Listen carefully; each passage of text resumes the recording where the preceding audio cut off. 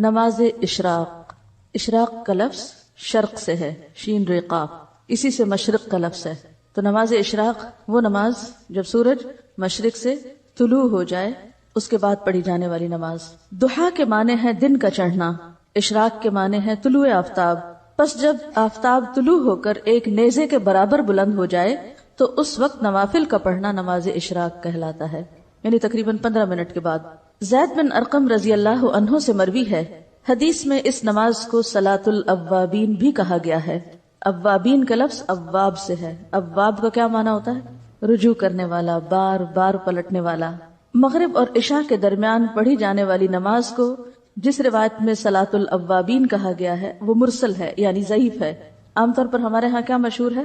اوابین کی نماز مغرب کے بعد پڑھتے ہیں لوگ، جبکہ صحیح حدیث کے مطابق یہ نماز اشراق کی نماز ہے.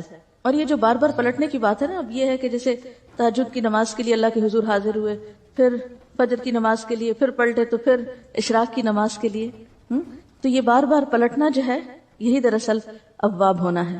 حضرت ابو ذر رضی اللہ عنہ سے روایت ہے کہ رسول اللہ صلی اللہ علیہ وسلم نے فرمایا، یصبح علی کل سلامہ من احدکم صدقہ فکل تسبیحۃ صدقۃ وکل تحمیدۃ صدقہ وکل تہلیلۃ صدقہ وکل تکبیرۃ صدقہ وامر بالمعروف صدقہ ونہی عن المنکر صدقہ ویجزئ من ذلک رکعتان یرکعہما من الضحیٰ. ہر آدمی پر لازم ہے کہ اپنے جسم کے ہر بند کے بدلے، یعنی ہر جوڑ کے بدلے صدقہ خیرات کرے. بس ہر تسبیح صدقہ ہے، یعنی سبحان اللہ پڑھنا. ہر تحمید یعنی الحمدللہ کہنا صدقہ ہے.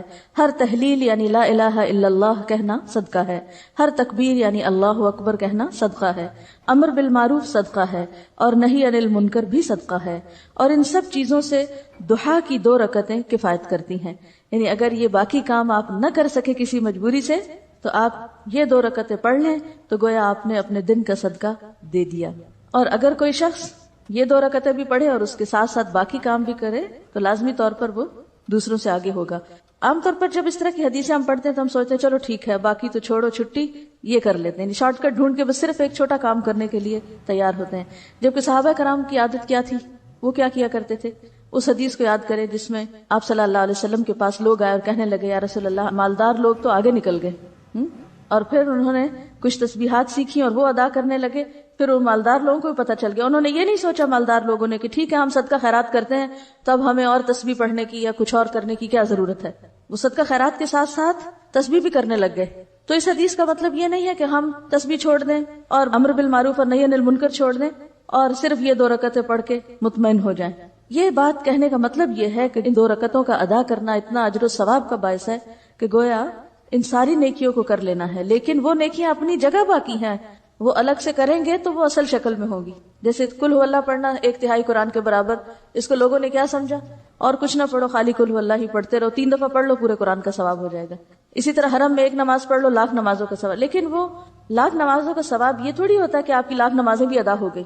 تو ہر کام اپنی جگہ کرنے سے ہوتا ہے. ہاں، یہ سمجھانے کے لیے ہوتا ہے کہ اس کام کا اجر و ثواب کتنا زیادہ ہے.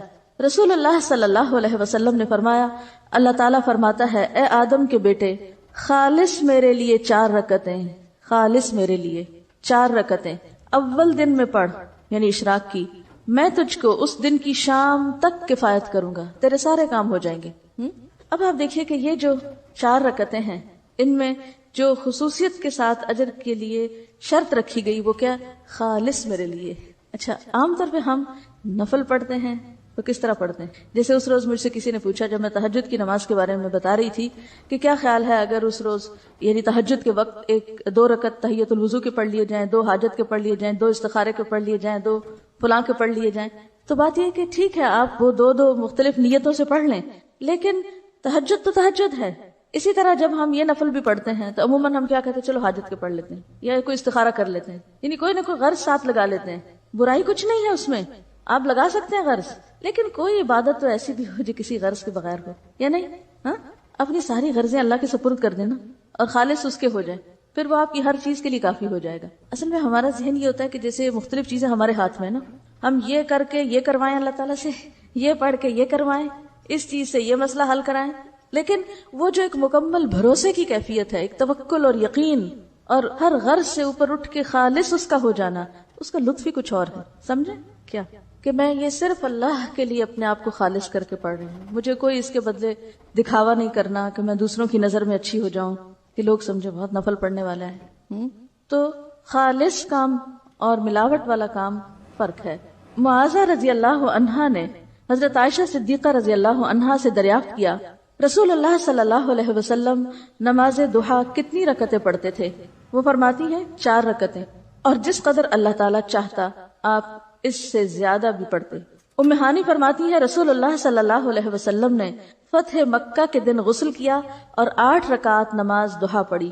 معلوم ہوا کہ اشراق کی رکعتیں 2، 4 یا 8 ہیں جو سنت سے ثابت ہیں. حضرت ابو ہریرہ رضی اللہ عنہ نے فرمایا، مجھے میرے پیارے دوست نبی صلی اللہ علیہ وسلم نے 3 چیزوں کی وصیت کی، جب تک میں زندہ رہوں گا ان کو نہیں چھوڑوں گا.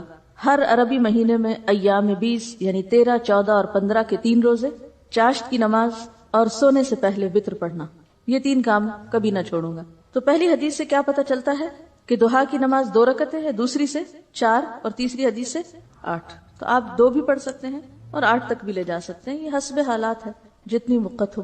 حضرت ابو ہریرہ رضی اللہ تعالیٰ عنہ کی مصروفیت کچھ اور طرح کی تھی، تو تہجد کے لیے نہیں اٹھ سکتے تھے، تو وہ سونے سے پہلے پڑھ لیتے تھے. سب کے لیے ہو سکتا ہے. اگر آپ تہجد پڑھنا چاہتے ہیں تو پھر تو آپ صبح ہی پڑھیں گے نا، وہ تو الگ مسئلہ ہے. اصل میں یہ اشراق چاشت ہے کہ اگر ذرا پہلے پڑھ لیں تو اشراق ہے، تھوڑا دیر سے کریں تو چاشت ہے. ٹھیک ہے، اصل میں صبح کی نماز ہی ہے، ایک طرح سے سورج طلوع ہونے کے بعد کی نماز ہے. بیسیکلی ذرا دھوپ بلند ہو جائے تو وہ ضحیٰ ہو گیا. سورج نکلنے کے تھوڑی دیر بعد یعنی 15 منٹ کے اندر پڑھیں تو اشراق کہلائے گی. ذرا تھوڑی تاخیر کرے اور دھوپ خوب چمک اٹھے تو ضحیٰ کہلائے گی.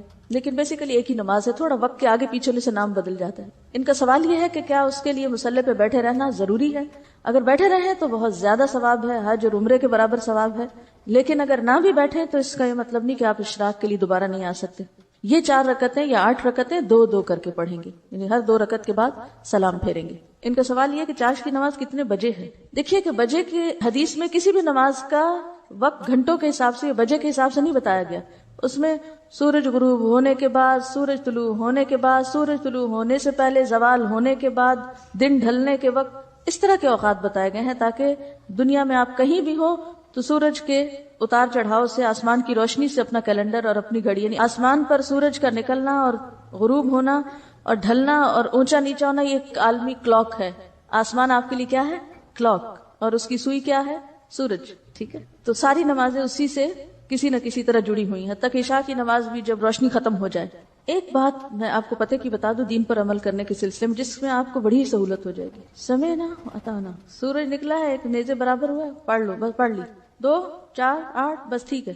اگر بہت ڈیٹیلز میں جائیں گے، اب اگر اگلا سوال آپ کا یہ ہو کہ صورتیں اس میں کون سی پڑھیں، کتنی طویل ہو، سجدے کتنے ہوں، تو مشکل میں پڑھتے جائیں گے. سمپلی ایک بات سنیں اور اس کو جتنی سمجھ آتی ہے وہ کر لیں اور انشاءاللہ اس میں خیر ہوگی. نماز استخارہ کا بیان. جب کسی کو کوئی جائز امر درپیش ہو اور وہ اس میں متردد ہو، اسے کروں یا نہ کروں، یا جب کسی کام کا ارادہ کرے تو اس موقع پر استخارہ کرنا سنت ہے. اس کی صورت یہ ہے کہ 2 رکعت نفل خشوع و خضوع اور حضور قلب سے پڑھے، رکوع و سجود اور قومہ و جلسہ بڑے اطمینان سے کرے، پھر فارغ ہو کر یہ دعا پڑھے: اللہم انی استخیرک بعلمک واستقدرک بقدرتک واسألک من فضلک العظیم فإنک تقدر ولا اقدر وتعلم ولا اعلم وانت علام الغیوب. اللہم ان کنت تعلم ان هذا الامر خیر لی فی دینی ومعاشی وعاقبت امری فاقدره لی ویسره لی ثم بارک لی فیہ. وان کنت تعلم ان هذا الامر شر لی فی دینی ومعاشی وعاقبت امری فاصرفه عنی واصرفنی عنہ واقدر لی الخیر حیث کان ثم ردنی بہ. یا الہی، تحقیق میں اس کام میں تجھ سے تیرے علم کی مدد سے خیر مانگتا ہوں، اور حصول خیر کے لیے تجھ سے تیری قدرت کے ذریعے قدرت مانگتا ہوں، اور میں تجھ سے تیرا فضل عظیم مانگتا ہوں.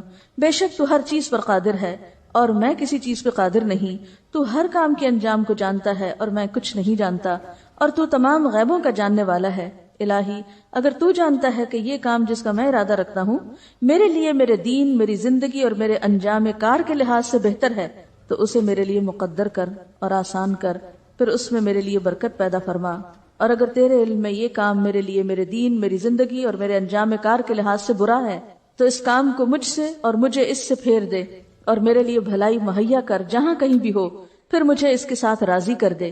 نبی صلی اللہ علیہ وسلم نے فرمایا کہ پھر اپنی حاجت بیان کرو، اس وقت ضرورت بتاؤ کہ کیا چاہیے۔ جب آپ یہ مسنون استخارہ کر کے کوئی کام کریں گے تو اللہ تعالیٰ اپنے فضل سے ضرور اس میں بہتری کی صورت پیدا کرے گا اور برائی سے بچائے گا۔ استخارہ رات یا دن کی جس گھڑی میں بھی آپ چاہیں کر سکتے ہیں سوائے اوقات مکروہہ کے۔ استخارہ کا لفظی معنی ہوتا ہے خیر مانگنا، خیر کی طلب، یعنی اللہ تعالیٰ سے کسی معاملے میں بھلائی چاہنا، بھلائی کی دعا، یعنی ایک طرح سے حاجت کی دعا ہے یہ، ٹھیک ہے، اپنی حاجت اللہ تعالیٰ کے سامنے رکھ کے یہ مانگنا کہ یا اللہ اگر یہ درست ہے تو آپ اس کو کر دیں، اور اگر یہ درست نہیں کام میرے لیے تو آپ مجھے اس سے پھیر دیں، اور جہاں خیر ہے وہاں مجھے لے جائیں، ٹھیک ہے۔ ایک بات تو یہ ہے۔ دوسری بات یہ کہ آپ صلی اللہ علیہ وسلم صحابہ کرام کو استخارے کی دعا اسی طرح سکھاتے تھے جیسے کوئی سورت سکھائی جاتی ہے۔ تیسری بات یہ کہ حدیث میں آتا ہے ما خاب من استخارہ، وہ شخص نامراد نہ ہوا جس نے استخارہ کیا۔ چوتھی بات یہ ہے کہ جن کاموں کا شریعت نے حکم دیا ہے اور جن کا ثواب یا جن کا فائدہ بالکل واضح ہے ان میں استخارے کی ضرورت نہیں ہوتی۔ مثلا آپ یہ استخارہ نہیں کریں گے کہ میں آج روزہ رکھوں یا نہ رکھوں، نماز پڑھوں کہ نہ پڑھوں، حج کروں کہ نہ کروں، زکوٰۃ دوں کہ نہ دوں، اس میں نہیں استخارہ ہوگا۔ کیوں؟ استخارہ اس کام میں ہوتا ہے جس میں آپ متردد ہوں، جس کام کا آپ کو حکم مل چکا ہو وہاں استخارہ نہیں کیا جاتا۔ اس کے ساتھ ساتھ ایک اور اہم بات یہ بھی یاد رہے کہ بعض لوگ خود استخارہ کرنے کی بجائے دوسروں سے کرواتے ہیں، اور یہ روش ایک وبا کی شکل اختیار کر گئی جس نے جگہ جگہ دوسروں کے لیے استخارہ کرنے والے اسپیشلسٹ پیدا کر دیے، حالانکہ اپنے لیے خود استخارہ کرنے کی بجائے کسی اور سے استخارہ کروانا خلاف سنت ہی نہیں، کاہن اور نجومی کی تصدیق کرنے کے مترادف ہے، اور یہ انتہائی غلط بات ہے، خصوصاً جبکہ استخارہ کروانے والا استخارہ کرواتا ہی اس نیت سے ہے کہ مجھے ان بزرگوں سے کوئی پکی خبر یا واضح مشاہدہ ملے گا جسے بعد میں وہ من و ان سچا جان کر کسی کام کے کرنے یا نہ کرنے کا فیصلہ کرتا ہے۔ حالانکہ استخارے کے لیے نہ تو یہ لازمی ہے کہ سونے سے پہلے کیا جائے، نہ یہ لازم ہے کہ خواب میں کوئی اشارہ ہو، سیدھی سی بات ہے، ضرورت مند وقتاً فوقتاً استخارہ کرتا رہے حتیٰ کہ اللہ تعالیٰ اس کا سینہ کھول دے۔ مزید تسلی چاہتا ہے تو کسی اچھے شخص سے مشورہ کر لے، پھر جو کام کرے گا اللہ تعالیٰ اس میں بہتری کی صورت پیدا کر دے گا۔ تو استخارہ ایک طرح سے اللہ تعالیٰ سے مشورہ بھی ہے، حاجت کی دعا بھی ہے، یہ کسی سے کروانے والا کام نہیں۔ اور اگر کوئی یہ کہ میں نے تمہارے لیے کیا اور میں نے یہ خواب دیکھا ہے اور تم یہ کام اب کر لو، تو یہ ایسے ہی جیسے کوئی نجومی آپ کو خبر دے رہا ہو کہ یہ کام تمہارے حق میں بہتر ہے یا نہیں، یا کوئی حساب کتاب لگانے والا آپ کو لگا کے بتائے کہ ہاں یہ کاروبار آپ کریں یا اس میں فائدہ ہوگا یا نہیں ہوگا، تو یہ کوئی معمولی بات نہیں ہے۔ استخارے کو بہت مس یوز کیا جا رہا ہے اور بہت غلط جگہ استعمال کیا جا رہا ہے اور غلط معنوں میں استعمال کیا جا رہا ہے، اس سب سے بچنے کی ضرورت ہے۔ دین کے معاملات میں جیسے مختلف علماء کی آراء ہیں تو اس میں استخارے کی ضرورت نہیں ہے، اس لیے کہ کہیں سنت سے یہ ثابت نہیں، نہ صحابہ کرام کے طریقے سے کہ انہوں نے بعد میں جب اختلاف کیا تو اس اختلاف کو جاننے کے لیے استخارہ شروع کر دیا۔ اور یاد رکھیے، اگر ایک بات آپ کے ذہن میں واضح ہو کہ استخارہ غیب کی خبر جاننے کا نام نہیں، استخارہ غیب معلوم کرنے کا نام نہیں، استخارہ غیب کے پردے میں چھپے ہوئے حقائق کو جاننے کا نام نہیں، کہ کوئی شخص یہ سمجھے کہ میں نے استخارہ کیا تو مجھے غیب کی خبر ہو گئی، انتہائی غلط ہے، یہ چیز پھر شرک میں داخل ہو جائے گی۔ کہیں شادی کا ارادہ ہو یا کاروبار کا یا کسی بزنس ڈیل کا یا بڑے سودے کا یا کسی شخص کے ساتھ کوئی معاہدہ کرنے کا، کوئی کانٹریکٹ کرنے کا، تو اس موقع پر ضرور اللہ تعالیٰ سے مشورہ کریں کہ یا اللہ اگر تو یہ میرے لیے بہتر ہے تو ہو جائے۔ یہ ہے جگہ استخارہ کرنے کی۔ استخارہ یہ نہیں ہوتا کہ یا اللہ یہ بہتر ہے کہ نہیں، مجھے تو یہ بتا کہ یہ بہتر ہے کہ نہیں، یہ نہیں ہے استخارہ۔ استخارہ یہ کہ یا اللہ اگر یہ بہتر ہے تو کر دے اور اگر نہیں تو پھیر دے۔ یہ دعا میں کیا مانن ہے کہ یہ پوچھا گیا کہ یا اللہ یہ بہتر ہے تو مجھے بتا دے کسی خواب میں یا کسی اشارے میں، یہ نہیں ہے اس کا معنی استخارے کا جو عام طور پر نکالا جاتا ہے۔ یہ کہہ رہے ہیں کہ بعض لوگ کہتے ہیں کہ ہم تو گناہگار ہیں اس لیے ہم یہ نہیں کر سکتے، تو آپ ہمارے لیے کر دیں۔ تو ہماری ایسے گناہگاروں سے درخواست ہے کہ اگر انہوں نے اعتراف کر ہی لیا گناہ کا تو کون سی چیز ان کو توبہ سے روکے ہوئے، فوراً توبہ کریں اور فوراً اللہ کے حضور جھک جائیں اور یہ نماز پڑھیں، پہلے توبہ کی پڑھ لیں اور پھر استخارہ کی پڑھ لیں۔ یہ کہتی ہیں کہ انہوں نے بیٹے کی شادی کرنی تھی تو انہوں نے کسی سے استخارہ کرایا تو انہوں نے کہا بالکل نہ کرے، تباہی و بربادی ہے۔ کہتے ہیں کہ صبح میں قرآن پاک پڑھ رہی تھی اس کے بعد تو اس میں ایک آیت آئی جس کا مطلب یہ تھا کہ غیب کا علم اللہ کے سوا کسی کو نہیں، تو اس پر یہ چونکی اور انہوں نے اللہ پہ بھروسہ کر کے وہیں رشتہ کر دیا۔ اور کہتی ہیں کہ اس بچی کے آنے کے بعد گھر میں الحمدللہ کوئی ایسی پریشانی کی بات نہیں، رحمتیں ہیں، برکتیں ہیں، اور الحمدللہ کہ انہوں نے اللہ پر یقین اور بھروسہ کیا، ورنہ ایک جھوٹے شخص کی خبر کی تصدیق کر کے ایمان بھی گواتی اور دنیا کا بھی نقصان اٹھاتی۔ کسی سے یہ پوچھنا کہ مجھے استخارہ کر کے بتائیں کہ یہ کام ٹھیک ہے کہ نہیں، یہ غیب معلوم کرنے کی کوشش کرنا ہے جو کہ شرک میں داخل ہو جاتا ہے۔ یہ سب انتہائی خطرناک چیزیں ہیں، اس کام سے توبہ کرنی چاہیے، اور نہ ہی کوئی دعویٰ کرے کہ مجھے بڑے سچے خواب آتے ہیں. آپ کو نبی ہیں؟ صرف انبیاء کے بارے میں کہا جا سکتا ہے کہ جو وہ دیکھتے ہیں ما ينطق عن الہوا. صرف نبی علیہ السلام کے بارے میں قرآن پاک میں آتے ہیں کہ وہ خواہش نفس سے بات نہیں کرتے. باقی کوئی انسان قابل اعتبار نہیں ہے کہ ہم اس کے خواب کو کہیں کہ ہاں جو کچھ تم نے دیکھا وہ سچ ہی ہے. یہ الگ بات ہے، سچ ہو جائے تو ٹھیک ہے، وہ تو ایک مشرک بادشاہ کا خواب بھی سچا ہو سکتا ہے جیسے سورۃ یوسف میں آیا، لیکن وہ جب سچا ہوگا تو ٹھیک ہے، دیکھا جائے گا. لیکن ہم کسی کے بارے میں نہ تصدیق کریں گے نہ تکذیب، ہر ایک کا ایمان اپنے ساتھ. دیکھیے جہاں تک قرآن پاک پڑھتے ہوئے، جیسے انہوں نے فرمایا کہ قرآن پاک پڑھتے ہوئے ان کی آنکھیں کھل گئی کہ یہ کیا ہے، تو قرآن پاک تو ایک معجزہ ہے. اور قرآن پاک آپ روٹین میں پڑھ رہے ہیں، یا آپ قرآن چونکہ کتاب ہدایت ہے، آپ کو سمجھ نہیں آ رہا کہ آپ کیا کریں کیا نہ کریں، تو اب فال نکالنے کی بات نہیں ہے. آپ قرآن پاک پڑھتے ہیں اور پڑھتے پڑھتے اللہ تعالیٰ کی طرف سے کوئی آیت آپ کو سمجھ میں آ جاتی ہے کہ اچھا کرنے کا کام تو یہ ہے، اور آپ وہ کر لیتے ہیں. جیسے انہوں نے پڑھا اور کہا کہ غیب کا علم اللہ کے سوا کسی کو نہیں، تو انہوں نے نہ تو فال نکالی تھی اور نہ ہی کوئی وہ استخارے کا طریقہ تھا، اپنی روٹین میں پڑھا اور اللہ تعالیٰ کی طرف سے رہنمائی آ گئی. تو اس طرح تو کیا آپ کو روز قرآن سے رہنمائی نہیں ملتی؟ ہر روز نہیں ملتی. میں تو جب سے قرآن پڑھا رہی ہوں تقریباً روز اس کا تجربہ کرتی ہوں کہ جس دن جو آیتیں پڑھاتی ہوں وہ ایسا لگتا ہے کہ اس دن کے کسی مسئلے کا حل تھا، یا کسی مسئلے کا، یہ کسی بات کا جواب تھا. تو یہ تو قرآن کا معجزہ ہے، تو زندہ کتاب ہے نا، چونکہ یہ اللہ کا کلام ہے. کلام یہ جب آپ پڑھتے ہیں نا تو اللہ تعالیٰ آپ سے کلام کر رہا ہوتا ہے.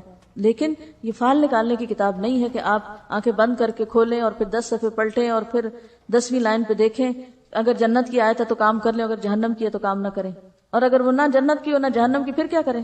تو اس طرح کے تو معجزات آپ کو روز قرآن میں نظر آئیں گے کہ آپ کسی بات پہ پریشان ہیں، اور جو ہی آپ بیٹھے ہیں اپنا سبق کھولنے کے لیے اور آپ دیکھتے ہیں کہ اچانک آیت اتنی واضح سامنے آ جاتی کہ جو آپ کی رہنمائی کر دیتی، تو وہ رہنمائی ہے، وہ استخارہ نہیں ہے.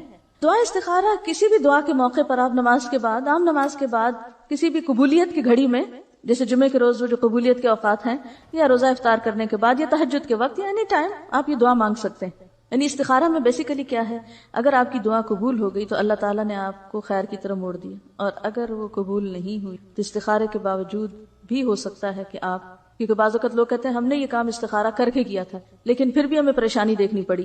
اب ایک اور بات یہاں یاد رکھیے کہ ہم صرف ظاہری علم رکھتے ہیں، ہم ظاہراً پیش آنے والی پریشانیوں کو اپنے لیے مصیبت سمجھ لیتے ہیں، حالانکہ بعض اوقات اسی کے پردے میں خیر چھپی ہوئی ہوتی ہے، اور ہم استخارے کو بلیم کرنا شروع کر دیتے ہیں. کیونکہ تو واضح طور پہ حدیث میں آتا ہے نا کہ ما خاب من استخارہ، وہ ناکام نہ ہوا جس نے استخارہ کیا. اس کا یہ مطلب ہے کہ انجام اچھا ہی ہوگا بہرحال، اگر وقتی طور پہ راستے میں رکاوٹیں آ بھی رہی ہیں، کیونکہ زندگی کوئی پھولوں کی سیج تھوڑی ہے کہ ایک استخارے کی وجہ سے آپ کے سارے مسئلے حل ہو جائیں گے. کوئی مسئلوں کا حل تو نہیں ہے نا استخارہ. یہ بھی ایک کھیل بنا ہوا ہے کہ پہلے رشتہ کی بات کر لیتے ہیں سب کچھ کرا کے، اور پھر بعد میں استخارے کا بہانہ کر دیتے ہیں کہ ہمارے استخارے میں اچھا نہیں آیا. تو آپ پہلے ہی استخارہ کر لیتے. یہ کہتی ہیں کہ اگر ہم استخارہ کرتے ہیں اور کوئی اچھا یا برا خواب آتا ہے تو اس کے ساتھ اس کو ریلیٹ کر دیا جائے. میں سمجھتی ہوں وہ اچھا برا خواب ویسے بھی آنا تھا، اگر آپ اس رات نہ بھی استخارہ کرتے تو وہ آنا تھا. تو اس لیے اس خواب کو سیپریٹلی اچھا برا دیکھیں، ضروری نہیں کہ وہ استخارے کا نتیجہ ہو وہ خواب. اصل میں یہ جو ہمارے اندر شیطان کا جو وار ہے یہ بڑا ہی گہرا وار ہے کہ کسی نہ کسی طرح انسان کے اعمال ضائع کرواؤ، اس کو یہ خوش فہمی دلا کے کہ تم غیب جانتے ہو اور تمہیں تو سب پتا چل جاتا ہے اور پردے کے پیچھے کی چیزیں بھی تمہیں معلوم ہوتی ہیں. ہمیں شیطان کے اس وسوسے اور دھوکے سے باہر آنے کی ضرورت ہے. بعض اوقات اتفاق ہو جاتا ہے، کوئنسیڈنس، اتفاق ہو جاتا ہے کہ ادھر آپ نے استخارہ کیا، ادھر کوئی ایسا خواب آ گیا، ادھر استخارہ کیا، ادھر کوئی شخص آپ کو رستے میں مل گیا، تو اسے اللہ کی مدد سمجھیں. لیکن یہ ضروری نہیں ہے کہ خواب ضرور آئے، کیونکہ بعض لوگ کہتے ہیں ہمیں خواب ہی نہیں آ رہا، اب کیا کریں، پھر دوبارہ آ جاتے ہیں پریشان ہو کر. کسی حدیث میں یہ نہیں آیا کہ اگر ایک دفعہ استخارہ کرنے سے خواب نہ آئے تو پھر دوسرے دن پھر کرو اور تیسرے دن اور 7 دن کرو. یہ کہاں لکھا ہوا ہے کہ اتنی دفعہ کرتے چلے جاؤ؟ بس کیا 2 نفل پڑھے، دعا کی، بات ختم. اگر آپ ویسے نفل پڑھ کے دعا کرنا چاہتے ہیں کرتے رہیں، کوئی فرض کے درجے میں نہیں ہے. بہرحال یہ نفل نمازوں کی بات ہو رہی ہے، ٹھیک ہے. یہ کہتی ہیں کہ لوگوں کو آج کل ٹی وی پہ گمراہ کیا جا رہا ہے، وہ کیوں نہ کریں، وہ محنت کر رہے ہیں. آپ سو رہے ہیں، جن کے پاس اچھے نظریات ہیں، صحیح علم ہے، وہ تو عافیت کی زندگی گزار رہے ہیں. ہمیں پتہ چل گیا، خوش ہیں، ہمارے لیے کافی ہے. عوام جو کر رہے ہیں وہ انتہائی غلط کر رہے ہیں، اور فلاں بھی برا کر رہا ہے، اور فلاں، یہ تبصرہ کر کے پھر ہم اطمینان سے بیٹھ جاتے ہیں. ہم میں سے کتنے لوگوں نے کوشش کی کہ ہم ایک غلط چیز کی جگہ ایک صحیح چیز لے آئیں؟ کیا ایسا کرنا محض آرزو اور تمناؤں سے ہو جاتا ہے؟ اگر آپ چاہتے ہیں کہ ٹیلی ویژن پر ایک خرابی ختم کی جائے، اس کا حل کیا ہے؟ ایک جلوس نکالیں، اخبار میں ایک بیان دیں، شور مچائیں، اپنی مجلسوں میں بیٹھ کے ان کو برا بھلا کہا کریں، مسئلہ حل ہو جائے گا. کیا کرنا ہوگا؟ بتائیے مجھے کیا کرنا ہوگا؟ اس سے بہتر پروگرام تیار کر کے دینا ہوگا، اس سے بہتر پروگرام تیار کر کے دینا ہوگا۔ ایک پروگرام کی تیاری میں کتنا وقت لگتا ہے پتہ ہے آپ کو؟ کتنی محنت کرنی پڑتی، کتنے اس میں فنڈز چاہیے ہوتے ہیں، کتنے وسائل چاہیے ہوتے ہیں، کتنا خون جلانا پڑتا ہے۔ جو لوگ یہ پروگرام تیار کرتے ہیں کبھی جا کے ان سے ملاقات کیجئے اور پتہ کیجئے کہ ان کی زندگی کیا زندگی ہے۔ وہ رات رات بھر کام کرتے ہیں، بعض اوقات ہم رات رات بھر سوتے ہیں اور سویرے اٹھ کے تبصرے فرماتے ہیں اخبار پڑھ کے، یہ بھی برا اور وہ بھی برا۔ یہ تو حل نہیں ہے مسائل کا۔ آپ دیکھیے کہ نبی صلی اللہ علیہ وسلم شعر سنتے بھی تھے، شاعر کو انعام بھی دیتے تھے۔ جب حج ہوتی تھی حسان بن ثابت کو خود کہتے تھے جواب دو، اور دعا کرتے تھے ان کے لیے اللہم ایدہ بروح القدس۔ اور پھر مسجد نبوی میں سنے جاتے تھے شعر۔ عربوں میں کوئی بات اگر جزیرۃ العرب میں عام کرنی ہوتی تھی تو شاعر کی زبان سے کہلوا کے عام کر دی جاتی تھی، پھر وہ بندے بندے تک پہنچ جاتی تھی۔ شعر و شاعری اس دور کی صحافت تھی، میڈیا تھا۔ آپ نے اس کو کنڈیم نہیں کیا، یہ ضرور کہا کہ خراب شعر جو ہیں ان کا کیا نقصان ہے، کہ ایک شخص اپنے پیٹ کو پیپ سے بھر لے، سے بہتر ہے کہ وہ ایسے غلط شعر جو ہیں ان کو یاد رکھے۔ ٹی وی کیا ہے؟ ایک آلہ ہے، آپ چاہیں تو اس کو اچھی طرح استعمال کر لیں، چاہیں تو اس کو جیسے ہو رہا ہے پھر چھوڑ دیں۔ ہمارے ٹی وی بند کرنے سے، چلو ہم اپنے گھر میں تو بند کر لیں گے، ٹھیک ہے، ایک حل ہم نے اپنے لیے سوچ لیا، یا خریدیں گے نہیں، یا نکال کے باہر ڈال دیں گے، کیا معاشرے کا مسئلہ حل ہو جائے گا؟ جب تک آپ اس پر کوئی بہتر چیز نہیں دیں گے۔ لیکن اس طرف ہماری توجہ ہی نہیں۔ ان کا کہنا یہ ہے کہ بعض لوگوں کو یہ شکایت ہوتی ہے کہ ہم نے استخارہ بھی کیا اور کام غلط ہو گیا، تو اس کی کیا وجہ؟ اس کی بنیادی وجہ یہ کہ انہوں نے استخارے کا مطلب ہی نہیں جانا، وہ استخارے کا اصل مفہوم اور روح ہی نہیں جانتے۔ وہ استخارے کو ایک من مانی چیز بنائے ہوئے ہیں، جب مرضی کے خلاف کچھ ہو جاتا ہے تو پھر استخارے کو بلیم کرتے ہیں۔ چلیے آگے چلتے ہیں۔ نماز تسبیح، کئی دن سے سوال لکھا ہوا آ رہا تھا، تسبیح نماز کا بتائیے۔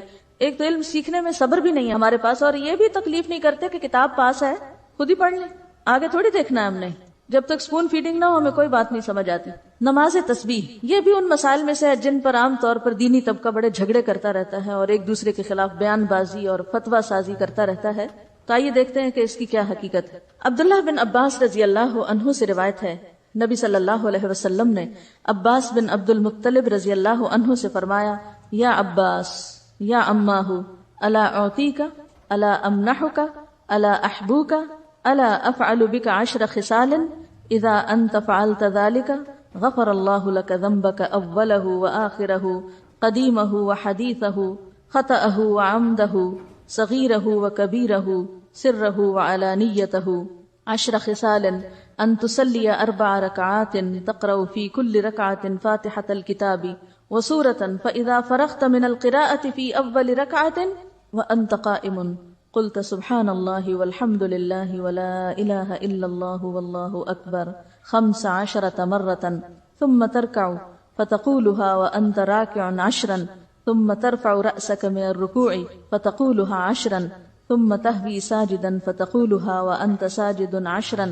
ثم ترفع رأسك من السجود فتقولها 10 ثم تسجد فتقولها 10 ثم ترفع رأسك فتقولها 10 فذلك 75 في كل ركعة تفعل ذلك في 4 ركعات إن استطعت أن تصليها في كل يوم مرة فافعل فإن لم تفعل ففي كل جمعة مرة فإن لم تفعل ففي كل شهر مرة فإن لم تفعل ففي كل سنة مرة فإن لم تفعل ففي عمرك مرة۔ اے چچا جان عباس، کیا میں آپ کو کچھ عطا نہ کروں؟ کیا آپ کو کچھ عنایت نہ کروں؟ کیا میں آپ کو کوئی تحفہ پیش نہ کروں؟ کیا میں آپ کو 10 اچھی خصلتوں والا نہ بنا دوں کہ جب آپ یہ عمل کریں تو اللہ تعالیٰ آپ کے اگلے پچھلے پرانے نئے انجانے میں اور جان بوجھ کر کیے گئے تمام چھوٹے بڑے پوشیدہ اور ظاہر گناہ معاف فرما دے۔ وہ یہ ہے کہ آپ 4 رکعات نفل اس طرح ادا کریں کہ ہر رکعت میں سورۃ فاتحہ اور کوئی دوسری سورت پڑھیں۔